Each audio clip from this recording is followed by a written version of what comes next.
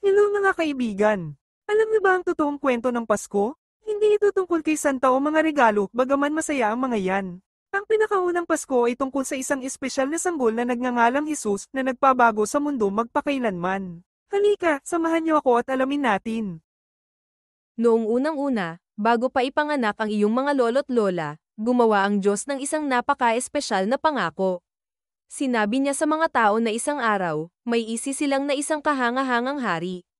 Ang hari na ito ay magdadala ng kagalakan at kapayapaan sa lahat.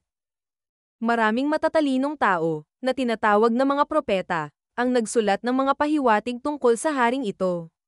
Sinabi nila na isisilang siya sa isang bayan na tinatawag na Bethlehem, at, hulaan niyo kung ano pa, siya ay magiging sariling anak ng Diyos. Sa isang maliit na bayan na tinatawag na Nazareth, nakatira ang isang mabait na dalaga na nagngangalang Maria. Ikakasal sana siya sa isang mabuting lalaki na nagngangalang Jose, na isang karpintero. Isang araw, dinalaw ni Anghel Gabriel si Maria. Sinabi niya sa kanya, Huwag kang matakot, Maria. Pinili ka ng Diyos para sa isang kahangahangang bagay. Ikaw ay magkakaroon ng isang napaka-espesyal na sanggol na lalaki, at pangangalanan mo siyang Jesus. Nagulat si Maria. Paano ito mangyayari? Tanong niya. Ipinaliwanag ng anghel na tutulungan siya ng espesyal na kapangyarihan ng Diyos. Ang kanyang sanggol ay magiging anak ng Diyos. Buong tapang na sinabi ni Maria.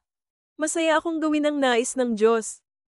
Nang malaman ni Jose na magkakaanak si Maria, nag-alala siya.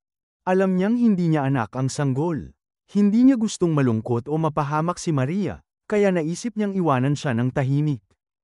Ngunit may isang anghel ang bumisita kay Jose sa isang panaginip. Sinabi ng anghel sa kanya, Huwag kang matakot na pakasalan si Maria. Ang kanyang sanggol ay mula sa banal na espiritu ng Diyos. Siya ang anak ng Diyos at dapat mo siyang pangalanang Jesus dahil ililigtas niya ang mga tao mula sa kanilang mga pagkakamali. Nagising si Jose na napakasaya. Alam niyang may kahangahangang plano ang Diyos. Kinuha niya si Maria bilang kanyang asawa at minahal siya ng husto. Handa siyang salubungin ang espesyal na sanggol ng Diyos. Nang panahong iyon, naglabas ng malaking utos ang hari ng lupain. Ang lahat ay kailangang maglakbay patungo sa bayan na pinagmulan ng kanilang pamilya para magpabilang. Ang pamilya ni Jose ay mula sa isang maliit na bayan na tinatawag na Bethlehem, kaya kinailangan ni Maria at Jose na mag-impake ng kanilang mga gamit at simulan ng isang mahaba at mabagal na paglalakbay patungo sa Bethlehem.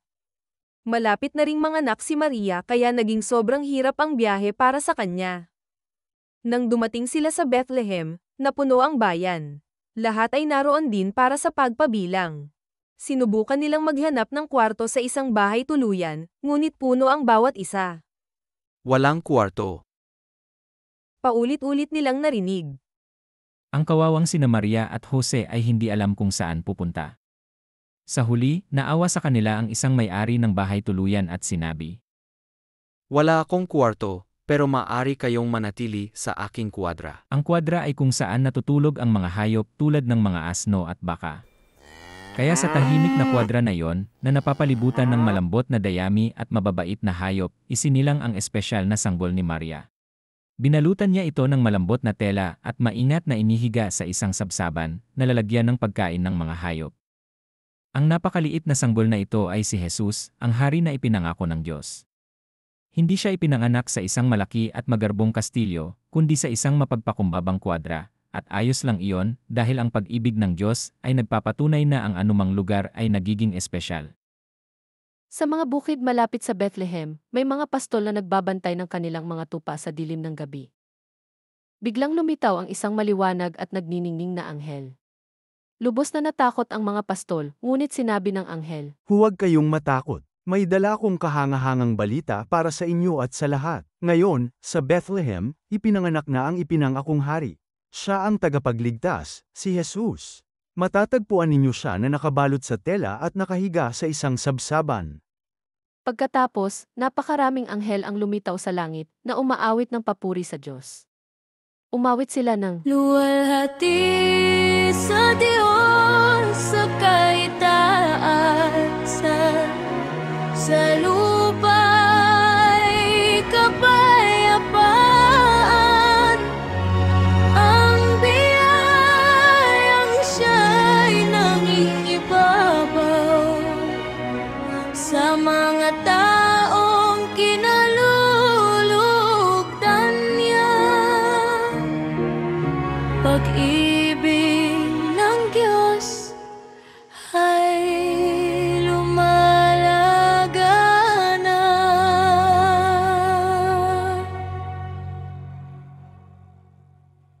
Iyon ang pinakakahangahangang konsyerto kailanman.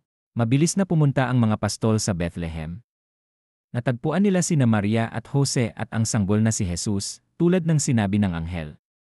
Napakasaya nila at sinabi sa lahat ang nakita at narinig nila. Samantala, sa napakalayong lupain, may tatlong napakatalinong lalaki na tinatawag na mga pantas, o mago, ang nag-aral ng mga bituin. Alam nilang ang isang napaka-espesyal na bituin ay nangangahulugang may isang bagong hari na ipinanganak. Nang makita nila ang espesyal na bituin, agad silang nag-impake at sinundan ito. Naglakbay sila ng napakatagal, umaasang matagpuan at sambahin ang bagong hari. Inakay sila ng bituin hanggang sa kinaroroonan ni Jesus. Labis silang natuwa nang makita nila siya. Lumuhad sila at sinamba siya, dahil alam nilang siya ang tunay na anak ng Diyos, ang hari ng mga hari. Nagdala sila ng mga kahangahangang regalo, makinang na ginto para sa isang hari, mabangong insenso para sa Diyos, at espesyal na mira na isang mamahaling langis.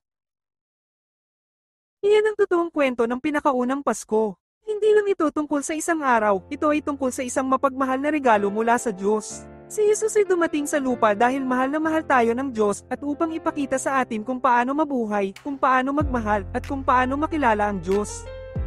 Ang Pasko ay nagpapaalala sa atin na ipinadala ng Diyos ang kanyang kaisa-isang anak na si Jesus upang maging ating pinakamatalik na kaibigan, ating katulong, at ating tagapagligtas. Dumating siya upang magkaroon tayo ng walang hanggang kagalakan at kapayapaan kasama ang Diyos.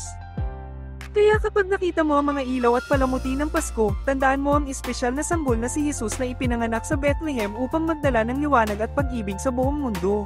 Iyan ang totoong magic ng Pasko. Maligayang Pasko sa inyo mga bata! Naway mapuno ang inyong araw ng kagalakan, masasarap na pagkain, at pag-alala na dumating si Jesus upang magdala ng liwanag at pag-ibig sa lahat. Paalam!